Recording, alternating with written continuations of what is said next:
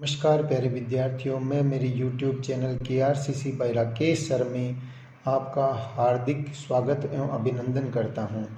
इसके द्वारा हम गणित के क्षेत्र में कुछ रोचक एवं ज्ञानवर्धक जानकारियां आपके सम्मुख प्रस्तुत करने का प्रयास करेंगे।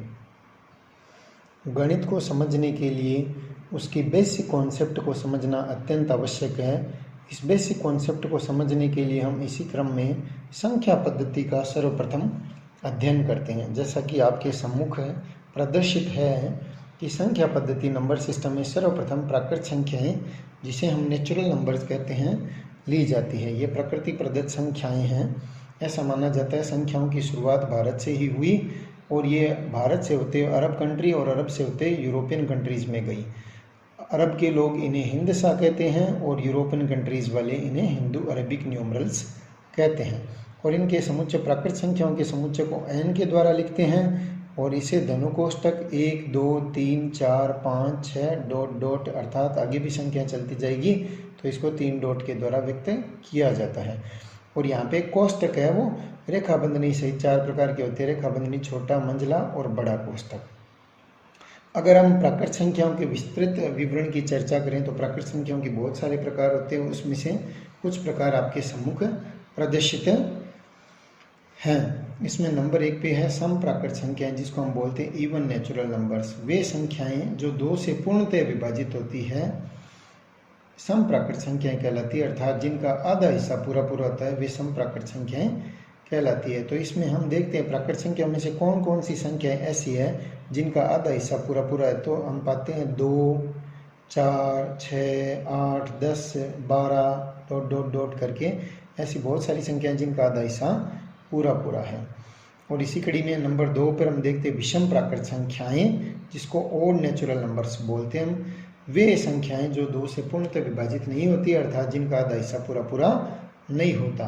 तो इसमें हम देखते हैं कि इनका आधा हिस्सा पूरा पूरा नहीं होता तो हम पाते हैं 1 3 5 7 9 11 ये समुच्चय नीचे प्रदर्शित किया गया है। डॉट डॉट डॉट आदि संख्याएं विषम संख्याएं कहलाती है। इनका आधा हिस्सा पूरा पूरा नहीं होता। और इसी क्रम में नंबर 3 पर है अभाज्य संख्याएं या रूढ़ संख्याएं, जिनको हम इंग्लिश में प्राइम नंबर्स बोलते हैं। तो प्राइम नंबर्स कौन सी नंबर होती है? वे संख्याएं जिनके केवल 2 भिन्न भिन्न गुणनखंड हो। तो इसमें हम देखते हैं कौन कौन सी संख्या है जिनके 2 भिन्न भिन्न गुणनखंड है। तो नंबर 1 पे है 2, फिर 3 5 7 11 और डॉट डॉट डॉट करके आगे भी संख्याएं ली जा सकती है। तो आगे 13 17 19 ऐसे चलती जाएगी। जिनके केवल 2 भिन्न भिन्न गुणनखंड है इनको अभाज्य संख्याएं या रूढ़ संख्याएं कहा जाता है। इनकी भी विस्तृत विवरण और आगे हम चर्चा जारी रखेंगे। उसके बाद नंबर 4 पे आती है संयुक्त भाज्य यौगिक संख्याएं, जिन्हें हम कंपोजिट नंबर भी कहते हैं। इसके अंदर वे संख्याएं होती है जिनके 2 या 2 से अधिक अभाज्य गुणनखंड होते हैं, अर्थात जिन्हें अभाज्य संख्याओं के रूप में गुणनखंडित किया जा सके। तो इसी क्रम में सबसे पहले आएगी 4, क्योंकि 4 को 2 गुणा 2 लिखा जा सकता है। फिर 6 2 गुणा 3 के द्वारा लिख सकते हैं। और ऐसे ही 8 9 10 डॉट डॉट डॉट ये भाज्य यौगिक संख्याएं हैं, जिसे हम संयुक्त या कंपोजिट संख्याएं भी बोलते हैं। इनका भी विस्तृत विवरण चर्चा हम आगे जारी रखेंगे। इसके अलावा भी पूर्ण वर्ग प्राकृत संख्याएं, पूर्ण घन प्राकृत संख्याएं आदि भी होती है। इनकी भी विस्तार पूर्वक हम चर्चा करेंगे। अब प्राकृत संख्याओं की विस्तार पूर्वक चर्चा में सम प्राकृत संख्याएं हम देखते हैं।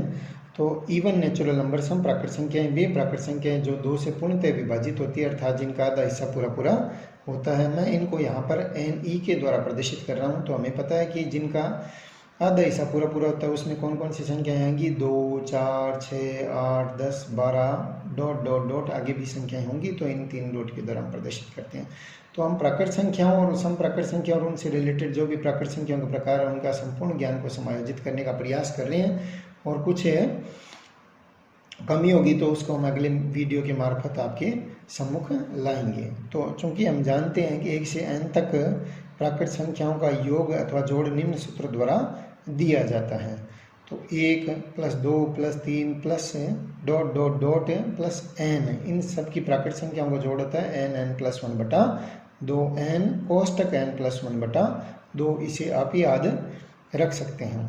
और इस सूत्र का उपयोग इस एग्जाम्पल गारंटी के द्वारा एग्जाम्पल 1 के द्वारा आपके सम्मुख दिया जा रहा है।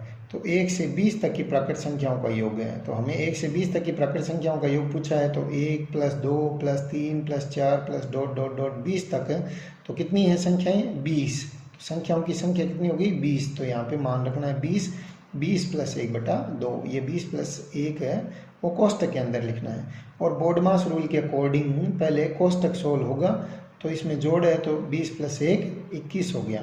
अब 2 का भाग देते हैं, तो 20 में 2 का भाग देने पर 10 × 21 कितना हो गया? 210।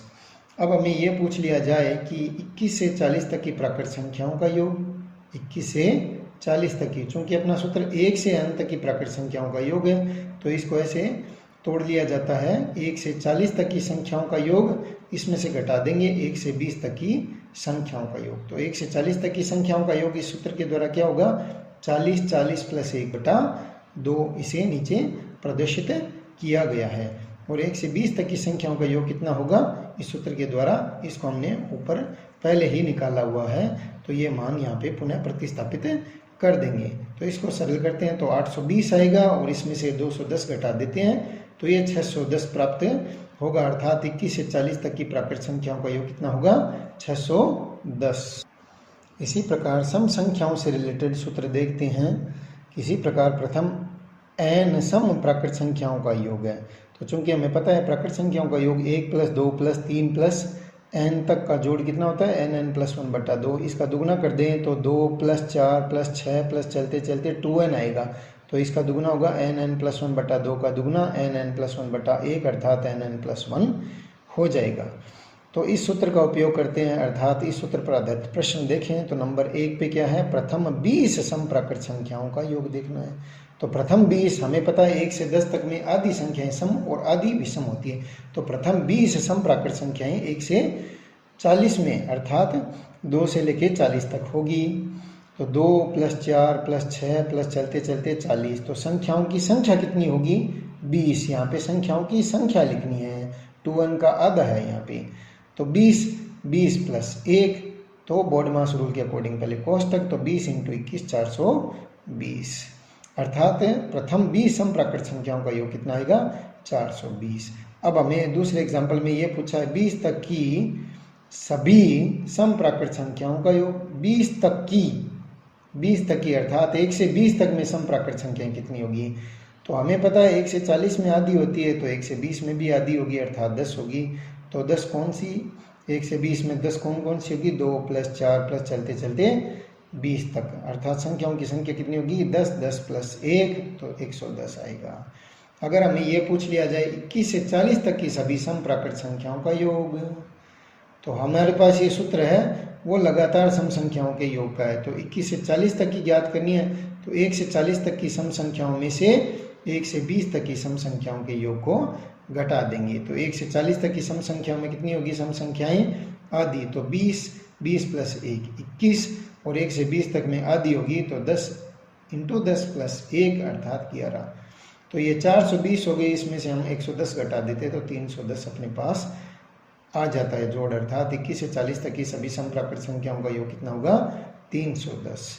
तो सम प्राकृत संख्याओं के बाद में हम नंबर 2 पे लेते हैं विषम प्राकृत संख्याएं, जिसको हम कहते हैं ओड नेचुरल नंबर्स।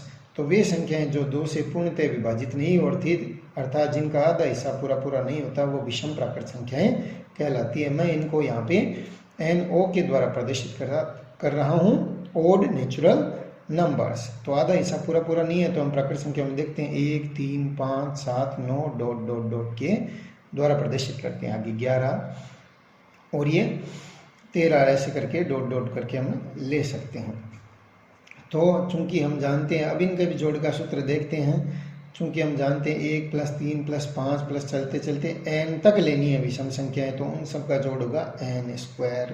तो इसको भी आपको याद रखना है। तो प्रथम 10 विषम संख्याओं का योग, तो प्रथम 10 विषम संख्याएं 1 से 20 तक में आएगी। हमें पता है 1 से 10 में आधी संख्याएं सम और आधी विषम होती हैं। तो 1 से 20 में कौन सी संख्या विषम होगी?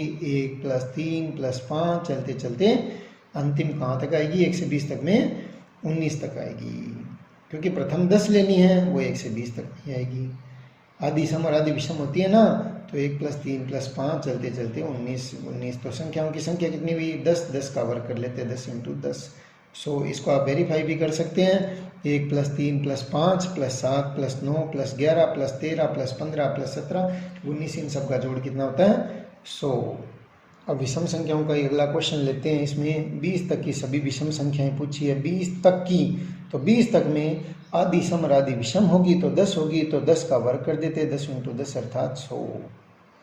और ये पूछ लिया जाए 21 से 40 तक की विषम संख्याओं का योग, तो 21 से 40 तक की हमारे पास सूत्र तो लगातार का है, इसलिए हम 1 से 40 तक की विषम संख्याओं के योग में से 1 से 20 तक की विषम संख्याओं का योग घटा देते हैं। तो 1 से 40 तक में कितनी विषम संख्याएं होंगी? आदि 20, तो 20 का वर्ग n² सूत्र है अपने पास। और यहाँ पे 1 से 20 तक की विषम संख्याएं कितनी होगी? आदि, तो 10 का वर्ग कर देते हैं, तो 400 में से 10 का वर्ग अर्थात 100 घटा देते हैं, तो 300 विषम संख्याएं अर्थात 21 से 40 तक की विषम संख्याओं का योग कितना होगा?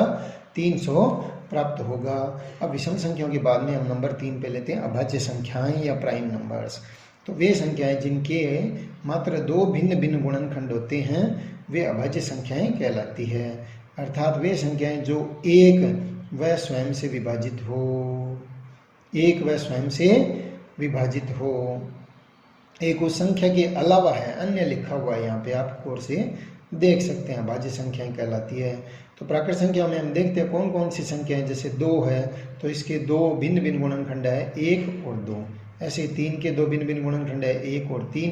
5 के भी 2 भिन्न भिन्न गुणनखंड है, 1 और 5। 7 के भी 2 भिन्न भिन्न गुणनखंड है, 1 और 7। 11 के भी है और 13 के भी है, और आगे कितने के होंगे? 17 के भी होंगे। तो 1 से 100 तक की अर्थात 100 से कम अभाज्य संख्याएं नीचे दिए गए अनुसार अपने को प्राप्त होती है। 2, 3, 5, 7, 11, 13, 17, 19, 23, 29, 31, 37, 41, 43, 47, 53, 59, 61, 67, 71, 73, 79, 83, 89, 97 अर्थात 1 से 50 तक देखें तो हमारे पास 15 होगी, और 50 से 100 तक 10 अर्थात 1 से 100 तक कुल 25 विषम संख्याएं अभाज्य संख्याएं होती है। अब अभाज्य संख्याओं से संबंधित महत्वपूर्ण बिंदु लेते हैं हम। तो सबसे छोटी अभाज्य संख्या अगर हम देखें तो 2 है, जो कि एकमात्र सम संख्या है, से सभी अभाज्य संख्याएं विषम होती हैं। और 1 से 100 तक अभाज्य संख्याएं 25 अभाज्य संख्याएं हैं, और 1 से 50 तक कितनी है? 15 अभाज्य संख्याएं, और 50 से 100 तक की अभाज्य संख्याएं कितनी हैं? 10 अभाज्य संख्याएं होती है। एक न तो भाज्य है और न ही अभाज्य है, क्योंकि हम भाज्य किसे कहते हैं? जिसे 2 या 2 से अधिक अभाज्य संख्याओं के गुणनखंड के रूप में तोड़ा जा सके। तो 1 को 2 अभाज्य संख्याओं के गुणनखंड के रूप में हम नहीं लिख सकते हैं, क्योंकि सबसे छोटी अभाज्य संख्या 2 है। और एक न ही अभाज्य संख्या है। अभाज्य क्यों नहीं है? क्योंकि इसके 2 भिन्न भिन्न गुणनखंड नहीं है। जैसा कि 2, 3, 5, 7, 11 के 2 भिन्न भिन्न गुणनखंड है, तो एक दोनों में ही नहीं है, इसलिए एक न तो भाज्य है न ही अभाज्य है। अब हमें ये जांच करनी है कि कोई संख्या, दी गई संख्या अभाज्य है अथवा नहीं, इसकी जांच कैसे करें। तो माना ए कोई दी गई संख्या है जिसकी हमें जांच करनी है कि वो भाज्य है अथवा अभाज्य है। तो हम क्या करेंगे? एक छोटी से छोटी प्राकृत संख्या ले लेंगे कि जिसका वर्ग इससे बड़ा आ जाए या बराबर हो जाए। अब हम आगे ये करेंगे कि दी गई संख्या n और उससे छोटी जितनी भी अभाज्य संख्या हैं वो लिख लेते हैं, ठीक है। और यानी अभाज्य संख्या n को विभक्त करके, ये जो भी होंगी वो विभक्त करके देखिए, इनमें से किसी भी संख्या का भाग ये संख्या द्वारा a पूर्णतः विभाजित होती है। यानी n और n से छोटी अभाज्य संख्या लेते हैं तो इनमें से कोई भी अभाज्य संख्या a को पूर्णतः विभाजित नहीं कर पाती है तो a अभाज्य संख्या होगी, नहीं कर पाती है तब होगी, अन्यथा अभाज्य संख्या नहीं होगी। इसको हम समझने के लिए एक उदाहरण ले लेते हैं जिससे आपको यह क्लियर हो जाएगा। जैसे ये उदाहरण अपने सम्मुख लिया गया है, जांच करें कि 437 एक अभाज्य संख्या है अथवा नहीं। तो हम जानते हैं कि 21 का वर्ग जो कि 441 होता है 437 से ठीक बड़ा है। तो अब हम 21 से छोटी सभी अभाज्य संख्याएं लेते हैं। तो हम देखते हैं 2, 3, 5, 7, 11, 13, 17, 19 है। इनमें से किसी भी अभाज्य संख्या का 437 में भाग जाता है क्या, इसको हम वेरीफाई करेंगे। स्पष्ट है कि 437 में से इनमें से हम देखते हैं, भाग देख के देख लेंगे, तो इनमें से 19 का भाग पूर्णतः इसमें जाता है। अब पूर्णतः भाग जाता है इसलिए अभाज्य संख्या नहीं होगी, अगर भाग नहीं जाता तब यह अभाज्य संख्या होती, इसलिए 437 एक अभाज्य संख्या नहीं है। दूसरे उदाहरण में लेते हैं हम, 811 एक अभाज्य संख्या है अथवा नहीं, हम यह जानने का प्रयास करेंगे। तो हम जानते हैं कि इसके नियरेस्ट संख्या है 29, 29 का वर्ग होता है 841, वो ठीक बड़ा इससे 811 से। अब 29 से छोटी सारी अभाज्य संख्या लेते हैं तो वो 2, 3, 5, 7, 11, 13, 17, 19, 23 है। इन सब में से सबका भाग देके हम 811 में सबका भाग देके देखते हैं तो किसी का भी भाग इसमें नहीं जा रहा है, इसलिए 811 एक अभाज्य संख्या है। तो ये हमारी अभाज्य संख्या की जांच करने की विधियां होगी कि प्रदत्त संख्या अभाज्य संख्या है अथवा नहीं। अब अभाज्य संख्याओं की जानकारी के बाद में हम देखते हैं भाज्य संयुक्त यौगिक संख्याएं, जिसको हम कंपोजिट नंबर्स भी बोलते हैं। तो ये ऐसी संख्याएं होती है जिन्हें अभाज्य संख्याओं के गुणनखंड के रूप में गुणनखंडित किया जा सके, लिखा जा सके, भाज्य संख्याएं कहलाती हैं। तो इसमें सबसे छोटी संख्या कौन सी होगी, 4, क्योंकि 4 को लिखा जा सकता है 2 गुणा 2, दोनों ही अभाज्य है। ऐसे ही 6 को लिखा जा सकता है 2 गुणा 3, और 8 को 2 गुणा 2 गुणा 2, और 9 को लिखा जा सकता है 3 गुणा 3। ऐसे ही हम 10 को लिख सकते हैं 2 गुणा 5, और 12 को 2 गुणा 2 गुणा 3। तो ये सारी अभाज्य संख्याओं के रूप में गुणनखंडित की जा सकती है, इसलिए सारी की सारी भाज्य संख्याएं हैं। अभाज्य और एक छोटी सी जानकारी आपके सम्मुख यहाँ पे और प्रस्तुत की गई है, एक सह अभाज्य जिसको हम को प्राइम बोलते हैं, और यह सापेक्षिक अभाज्य जिसको रिलेटिवली प्राइम भी कहा जाता है, या अपेक्षिक अभाज्य ये भी रिलेटिवली प्राइम है। तो ये को प्राइम्स या सापेक्षिक अभाज्य या अपेक्षिक अभाज्य क्या होती है, यदि ए तथा बी दो संख्याएं हमें देखनी है कि सापेक्षिक अभाज्य है अथवा नहीं, तो हम देखेंगे कि इनका मैस एप है यानी GCD, जिसको ग्रेटेस्ट कॉमन डिवाइजर या हाईएस्ट कॉमन फैक्टर कहते हैं, अर्थात दोनों में कॉमन एक ऐसी संख्या जो दोनों को विभाजित करे एक साथ। तो ए और बी ऐसी संख्याएं हैं जिनका मैस एप है HCF ए को, तो ऐसी संख्याएं सह अभाज्य संख्याएं कहलाती है। ध्यान देना, सह अभाज्य में ए और बी दोनों अभाज्य हो यह आवश्यक नहीं है। जैसे 2 और 3, इन दोनों में एक के अलावा किसी भी संख्या का भाग नहीं जाता, इसलिए सहभाज्य संख्याएं 3 और 5 भी सहभाज्य संख्याएं, और 6 और 7 भी सहभाज्य संख्याएं, क्योंकि इनमें एक के अलावा किसी का भी भाग नहीं जाता है, अर्थात इनका GCD या HCF एक है। लेकिन यहाँ पे ध्यान देने की बात है, 6 अभाज्य नहीं है, तो सह अभाज्य में दोनों संख्याओं का अभाज्य होना आवश्यक नहीं है। 9 और 11, तो ये सापेक्षिक अभाज्य है, रिलेटिवली प्राइम, क्योंकि इनमें एक के अलावा किसी का भी भाग नहीं जाता। ऐसे 21 और 65 इसमें भी किसी का भी भाग नहीं जाता। आदि सहभाज्य में दोनों संख्याएं अभाज्य होना आवश्यक नहीं है। तो ये प्राकृत संख्याओं से रिलेटेड संपूर्ण जानकारी देने का हमने प्रयास किया है। इसके बाद में नंबर 2 पे है पूर्ण संख्याएं। नंबर 2 पे दूसरा समुच्चय पूर्ण संख्याएं, जिसको हम बोलते हैं होल नंबर्स। होल 0 से पूर्णता आती है, 0 से पूर्णता है, संख्याओं में पूर्णता आ गई, इसलिए इस नंबर में 0 और शामिल कर लिया गया है। 0 का आविष्कार भी भारत में हुआ था, ऐसा माना जाता है। आर्यभट्ट की देन है, वो शून्य भारत की देन है। और पूर्ण संख्याएं इससे पूर्णता आती है, इसको होल नंबर्स बोला जाता है। W बराबर 0, 1, 2, 3, 4, 5 डॉट डॉट डॉट के द्वारा व्यक्त किया जाता है। 0 से पूर्णता आती है तो इन्हें पूर्ण संख्याएं कहते हैं या कहलाती है। पूर्ण संख्याओं के समुच्चय में शून्य को शामिल करने पर शून्य को भी शामिल कर लिया जाता है, इसलिए प्राकृत संख्याओं के समुच्चय में शून्य को भी शामिल कर लिया जाता है, इसलिए वो पूर्ण संख्याएं बन जाती है, उससे पूर्णता आ जाती है। अब यहाँ पे चित्र के द्वारा समझ सकते हैं कि W के अंदर n समाहित होती है, W के अंदर n समाहित होती है। इस महत्वपूर्ण बिंदु में हम यही चर्चा कर रहे हैं, सभी प्राकृत संख्याएं पूर्ण संख्याएं होती है, क्योंकि आप ये मान लीजिए ये नंबर असेंडिंग ऑर्डर में चल रहे हैं, n के बाद W आ रहा है, तो ये छोटा है समुच्चय, ये बड़ा है। छोटा बड़ा होता है लेकिन बड़ा वो कभी भी छोटा नहीं होता, इसलिए छोटा समुच्चय वो बड़ा होगा, छोटा बड़ा होगा, बड़ा कभी छोटा नहीं होता। अर्थात सभी प्राकृत संख्याएं पूर्ण संख्याएं होती है, लेकिन सभी पूर्ण संख्याएं प्राकृत संख्याएं नहीं होती, क्योंकि 0 एक ऐसी पूर्ण संख्या है जो कि प्राकृत नहीं है, क्योंकि प्रकृति प्रदत्त नहीं है। जैसे 0 पूर्ण संख्या है जो प्राकृत संख्या नहीं है। इसके बाद में अगले साइड की तरफ चलते हैं। पूर्णांक संख्याएं, पूर्णांक अर्थात पूर्ण अंक, पूर्णांक इसको हम इंटीजर नंबर बोलते हैं, और अरब में इसको जहल या जहलीन अंक को जहल कहा जाता है।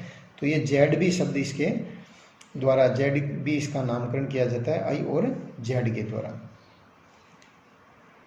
पूर्णांक संख्याओं के समुच्चय को आई और जेड के द्वारा लिखा जाता है। इसमें पूर्ण अंक, पूर्णांक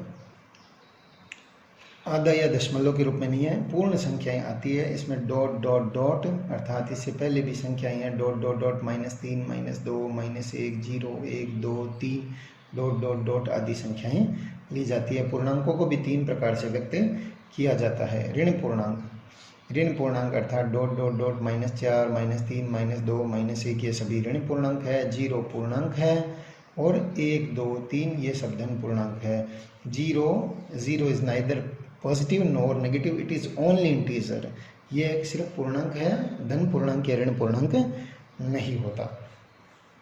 अब पूर्णांकों के समुच्चय को कई प्रकार से लिखा जाता है। जेड प्लस ये इसको पॉजिटिव इंटीजर बोलते हैं, नेचुरल नंबर के बराबर होगा, अर्थात 1 2 3 डॉट डॉट डॉट ये धन पूर्णांक है।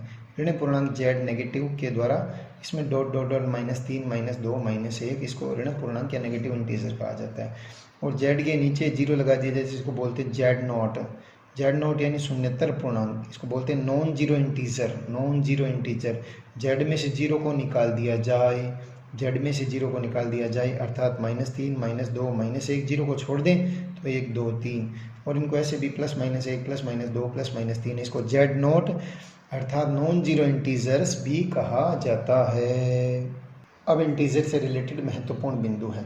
शून्य न तो धन पूर्णांक और न ही ऋण पूर्णांक, ये केवल पूर्णांक है। सभी पूर्णांक पूर्ण व प्राकृत नहीं होते। मैंने आपको बताया कि बड़ा छोटा नहीं होता, छोटा बड़ा होता है। तो सभी पूर्ण व प्राकृत पूर्णांक संख्याएं होती है। अगर हम देखें तो इस चित्र के द्वारा समझने का प्रयास करें तो जेड में क्या है, वो प्राकृत संख्याएं भी निहित है और 0 भी अर्थात पूर्ण संख्याएं भी निहित है। इसके अलावा माइनस की संख्याएं भी है, इसलिए जेड सबसे बड़ा समुच्चय हुआ है। तो इसको हम NWZ असेंडिंग ऑर्डर में लिख रहे हैं, आरोही क्रम में, छोटे से बड़े के क्रम में लिखा जा रहा है। NWZ आपको ऐसे याद रखना है और ये चित्र के द्वारा हम इसको भलीभांति समझ भी सकते हैं। तो अभी तक की संख्याएं को, क्या संख्याओं के जो समुच्चय है वो रोस्टर फॉर्म में अर्थात सारणीबद्ध रूप में है। अब जो संख्याएं होंगी उनमें डेसिमल्स भी होंगे, बट्टे की संख्याएं होंगी, तो इसलिए उनको रोस्टर फॉर्म में न लिखिए, सेट बिल्डर फॉर्म अर्थात ये नियम रूप में लिखा जाएगा। इस क्रम में अगली 4 नंबर में हम देखते हैं वो परिमेय संख्याएं, जिसको हम रेशनल नंबर्स कहते हैं या क्वोशिएंट अर्थात भागफल वाली संख्याएं भी कहते हैं क्वोशिएंट नंबर।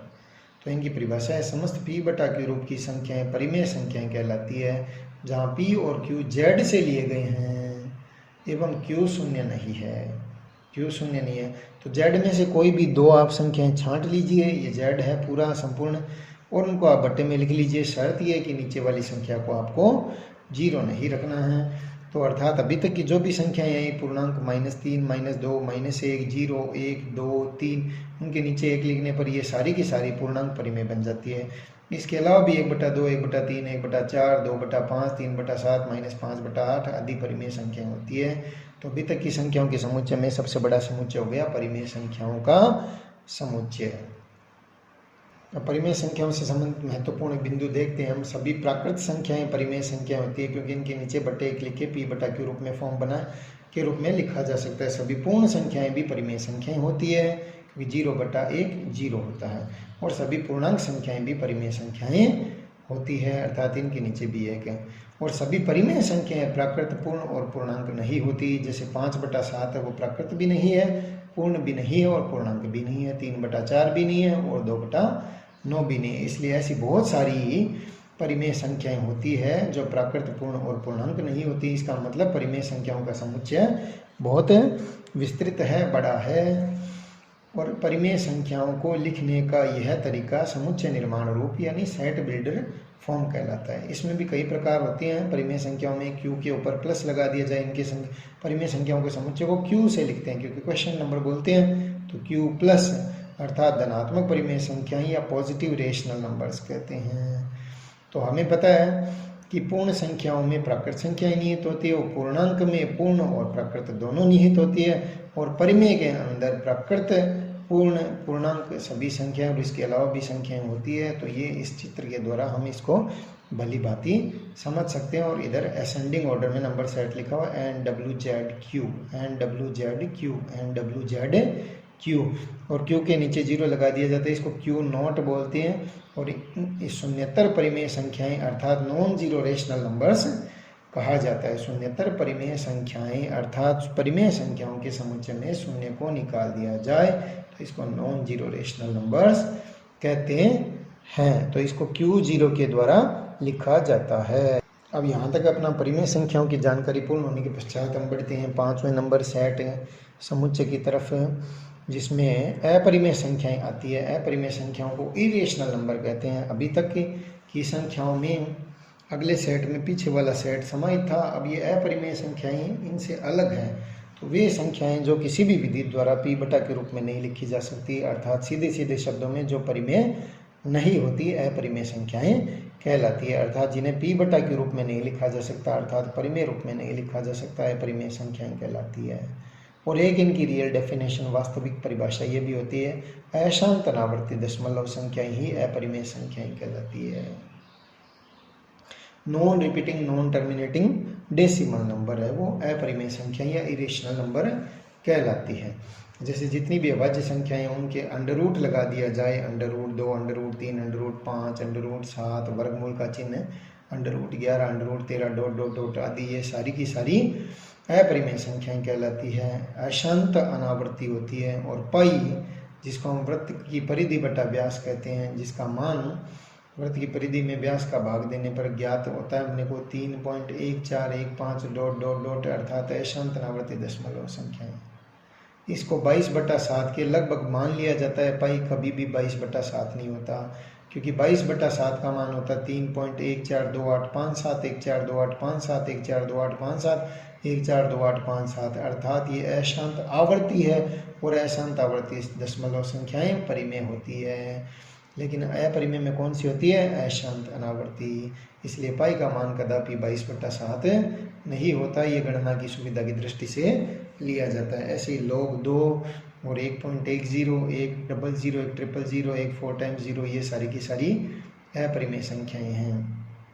और 1.14, 141 ये अशांत अनावर्ती दशमलव अपरिमेय संख्याएं। सरल शब्दों में वे संख्याएं जो परिमेय नहीं होती, अर्थात जिन्हें किसी भी विधि द्वारा p बटा के रूप में नहीं लिखा जा सकता।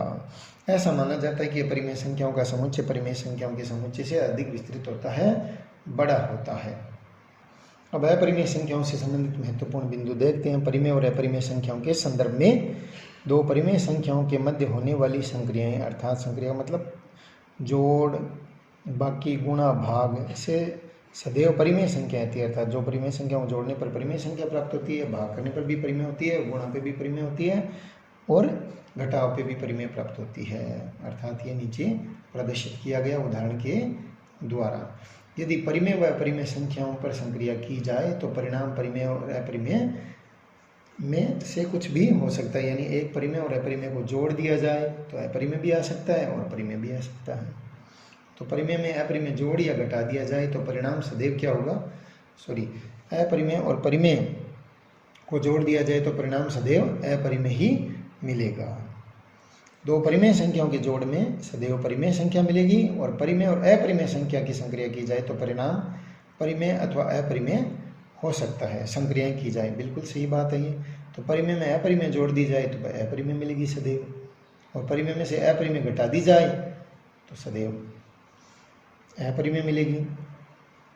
जोड़ घटाव में अब अपरिमेय में अपरिमेय जोड़ दी जाए, अपरिमेय में अपरिमेय जोड़ दी जाए इस बिंदु को समझने का प्रयास किया जाए।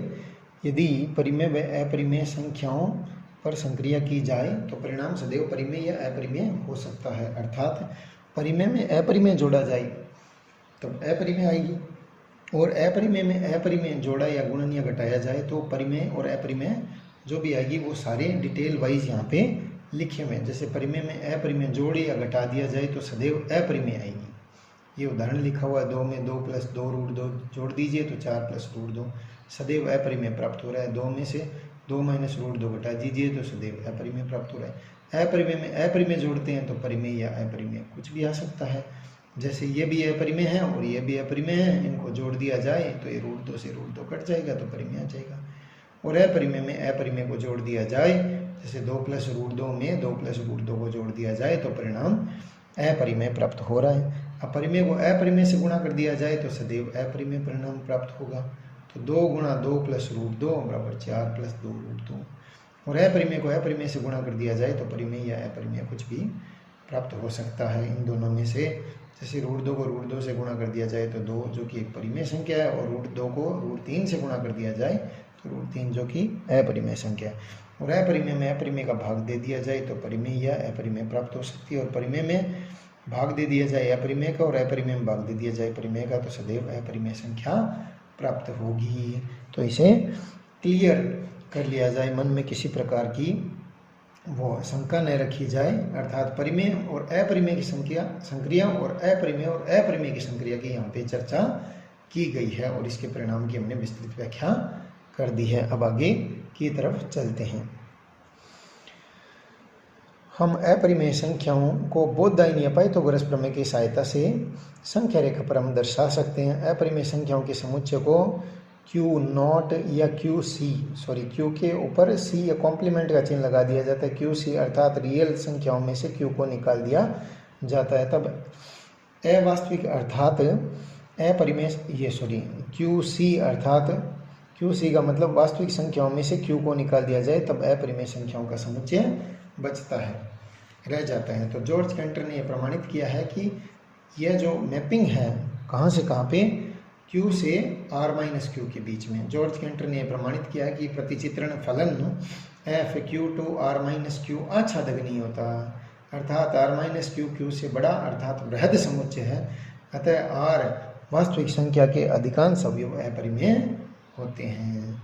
अब ये हमने पूर्व में व्याख्या कर चुके हैं इसके चित्र के द्वारा कि W में n होता है और Z में प्राकृत और पूर्ण दोनों संख्याएं विद्यमान होती है और Q के अंदर n W Z दोनों ही विद्यमान है, उसके अलावा भी कुछ संख्या होती है। तो ये पूरा परिमेय संख्याओं का समुच्चय है जिसको हम n W Z Q के द्वारा व्यक्त करते हैं। इसके अलावा जो संख्याएं होंगी वो अपरिमेय होगी, इनका दोनों का कोई भी मिक्सअप नहीं होता, ये दोनों नंबर सिस्टम अलग अलग है। तो ये अपरिमेय संख्या है, इसमें √2 √3 √5 √7 √11 13 log 2 log 20 10 पे भी 2 का मान e, और जो प्राकृत लघुगण का आधार है 2 से 3 के बीच में जिसका मान होता है, और ऐसे ही पाई, ये सारी की सारी अपरिमेय संख्याएं होती है। अब परिमेय और अपरिमेय के बाद में अगले संख्या समुच्चय की तरफ चलते हैं, उसको कहते हैं वास्तविक संख्याएं, रियल नंबर्स। तो समस्त परिमेय और अपरिमेय संख्याओं का समुच्चय वास्तविक संख्याएं, रियल नंबर कहलाती है। और वास्तविक संख्याओं में सबसे बड़ा नंबर सेट है और ये रियल नंबर ही है। और यानी जो हमने परिमेय और अपरिमेय पढ़ी है उन सब का दोनों का कंबाइंड जो सेट है वो वास्तविक संख्याएं कहलाती है। और इसे R के द्वारा लिखते हैं, रियल नंबर्स कहा जाता है। R+ इसको धनात्मक वास्तविक संख्याएं बोलते हैं, पॉजिटिव रियल नंबर्स। R के नीचे शून्य लगा दिया जाता है, R0 शून्यतर वास्तविक संख्या या नॉन जीरो रियल नंबर्स कहा जाता है। R में से 0 को निकाल दिया जाता है।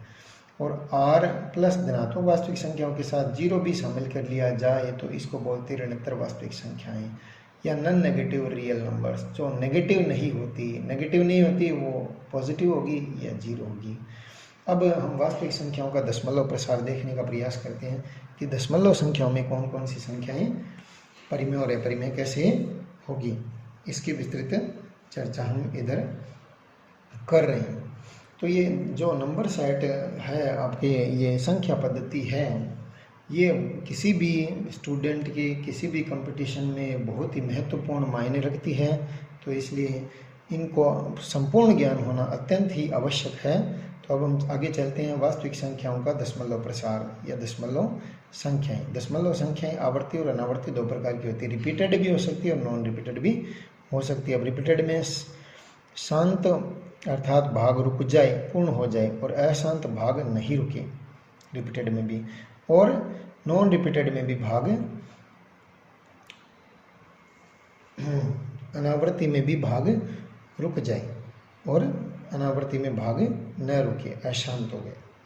तो इसको ये मेरे हिसाब से क्लासिफिकेशन किया गया है, मैंने ये लिया है, आपको मेरे हिसाब से ठीक लगेगा, आप इसे देखने का प्रयास करें। मैंने इस ज्ञान को समाहित करने का पूर्ण प्रयास किया है कि परिमेय और अपरिमेय के रूप में हम इसका वर्गीकरण कर सकें। अब आवर्ती में शांत आवर्ती कौन सी है? मान लीजिए किसी संख्या में किसी संख्या का भाग देने पर 0.141414 आता है। अब हम इसे दशमलव हटाना है तो ये कितनी संख्या है? 6। दशमलव के बाद में 6 है तो 6 जीरो वाली संख्या नीचे लगा देते हैं, अर्थात 10 लाख नीचे लगा दिया। तो यहाँ से ये इतने बटा ये 10 लाख बन जाएगी, तो ये p बटा के रूप में लिख दी गई है, इसलिए परिमेय संख्या है।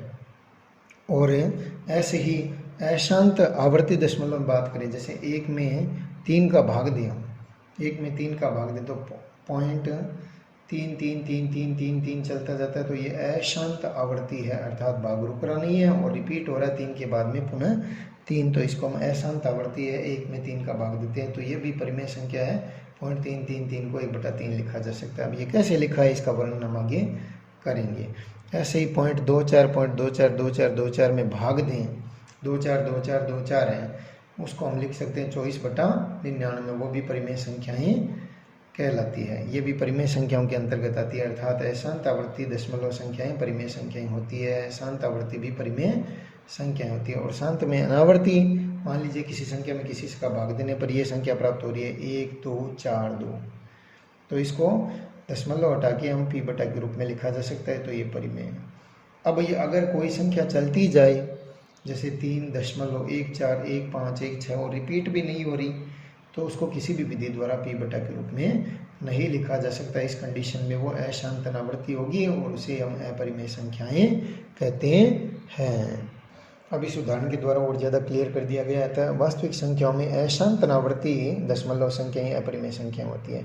जैसे हमें कह दिया जाए 0.33333 ... अर्थात 0.3 के बार, और इसको ऐसे भी लिखा जाता है 0.3 के डॉट। ये प्रश्न कंपटीशन में पूछा हुआ भी, को p बटा के रूप में लिखिए। तो इसको p बटा q अर्थात परिमेय के रूप में लिखना है, तो इसको हम x मान लेते हैं। तो हमारे पास एक अंक जो कि 3 है, उसके बाद में पुनः वही अंक जो कि 3 है उसकी पुनरावृत्ति हो रही है। तो एक अंक के बाद में वही एक अंक रिपीट हो रहा है, तो अब हम 10 से गुणा करेंगे। अगर 2 अंक के बाद में वही 2 अंक रिपीट हो रहे हैं तो अब हम 100 से गुणा करेंगे।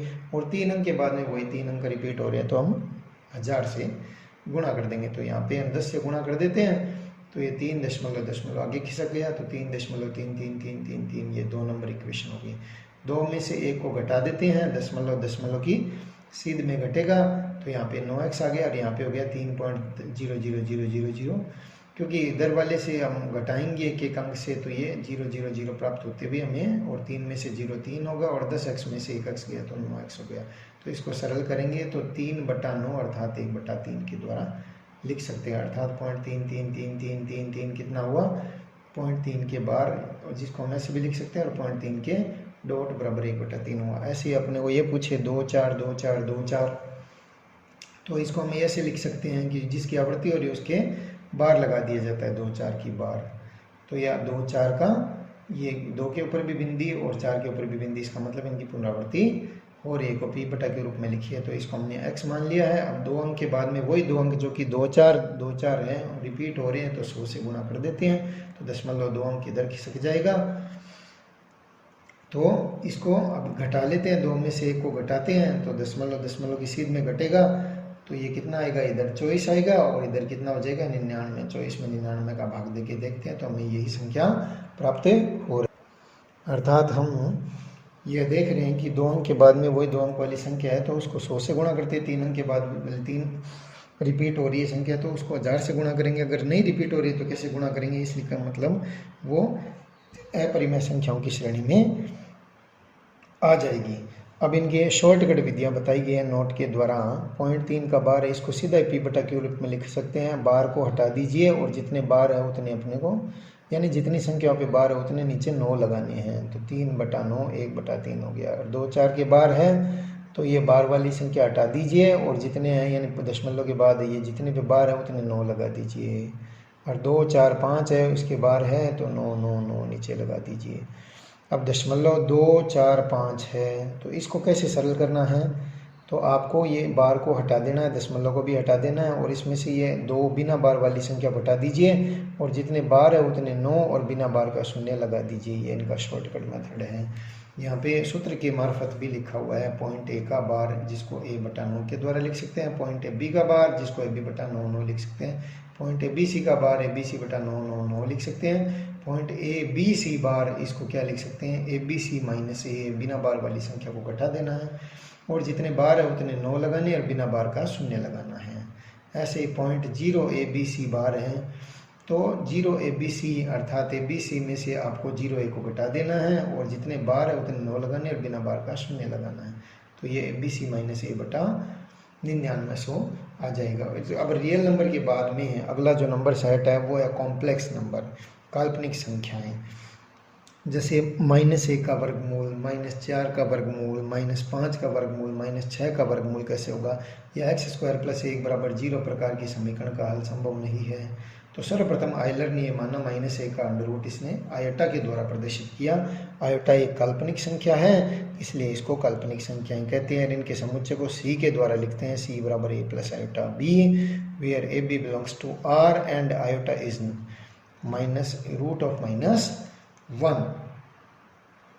अब सारा जो आपको नंबर सिस्टम का ज्ञान दिया है, जो हमने चर्चा की है, उसको पूरे समराइज किया जा सकता है। सारांश रूप में संख्या पद्धति को निम्न प्रकार से प्रदर्शित किया जाता है। नंबर्स और रियल और इमेजनरी होते हैं। नंबर्स है वो रियल और इमेजनरी होते हैं। अब इमेजनरी जिसको हम अवास्तविक भी बोलते हैं और काल्पनिक होते हैं रूट(-) नंबर्स या -1 का अंडर द रूट जिसको हम आयोटा के द्वारा लिखते हैं। और रियल नंबर्स होते हैं और रियल में रेशनल और इरेशनल होते हैं। रेशनल में सारी संख्याएं आती है, ये आपके नेचुरल, वूल और इंटीजर्स आते हैं और फ्रैक्शनल पार्ट्स भी होते हैं रेशनल के अंदर। और इरेशनल में आपके अशांत अनावर्ती दशमलव संख्या √2, पाई और ई शामिल होते हैं। नेचुरल्स में 1 2 3, वोल नंबर्स में 0 1 2 3, इंटीजर्स -3 -2 -1 0 1 2 3 और फ्रैक्शनल्स पार्ट्स होते हैं। तो ये इनका चित्रात्मक निरूपण है। इसके द्वारा हम इनको ध्यान से देख सकते हैं, समझ सकते हैं, याद कर सकते हैं। तो ये नंबर सिस्टम का वीडियो हमारा पूर्ण हुआ। आशा करता हूँ ये आपको पसंद आया होगा। तो आप हमारे चैनल को ज़रूर सब्सक्राइब कीजिए और आगे के वीडियो के लिए आप बेल आइकन ये दबा दीजिए ताकि आपको ये सारे नोटिफिकेशन प्राप्त होते रहेंगे। धन्यवाद। जय श्री राम। ये वीडियो आपको कैसा लगेगा कमेंट बॉक्स में ज़रूर बताइए।